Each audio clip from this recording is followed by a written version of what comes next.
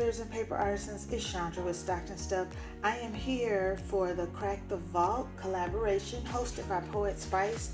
I want to first off start by saying I apologize for missing the May Crack the Vault collab.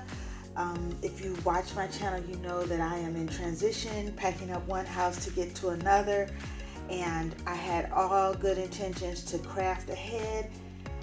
Which I did. I just did not get the video up, so I was so late. I just decided to wait and do this video for June, and then I'm gonna try to get ahead of July because that is the month that I'm actually going to be retiring and moving to another state. So I'm gonna try to get ahead on that one. So I wanted to share. I'm making some Happy Mail, which is also late because I just could not make, my life happen that way.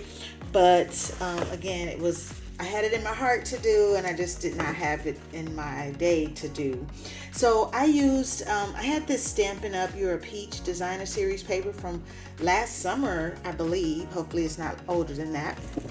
And I like this paper. It has, I love the peaches, and then there's some pages that have some blue, and so I think I'm gonna keep this collection out and not take it or not pack it, and maybe make some cards with it.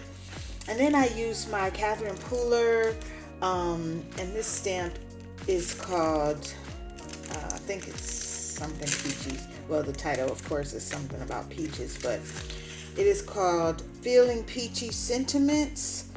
There it is, Feeling Peachy Sentiments. And then this, the die, there's a die that just has peachy and it's got the shadow, and I'll show you that in a second. And it is called Peachy Word Die. All right. So I made a box using, I'll link the tutorial in the description box, along with my collaborators that are part of this. And so I love this box. So I tried to bring out that green, that olivey kind of darker green in the paper. I used 3, maybe 4 different pieces of this paper, different prints in here. And so I stamped You Are Peachy Keen. This is a punch from Stampin' Up! And I stamped this, heat embossed, and then I heat embossed Pretty Sweet and Little Things.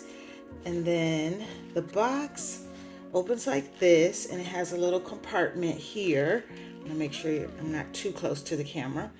And so I use this, this print isn't this matting, but then I used a different print like the blossoms there. And I used the stripe on the inside of that box. And then I did green on the base just to pull that green out. And so I'm gonna stick some different goodies in here, and that's going to be part of my Happy Mail that I'm sending. Made it simple.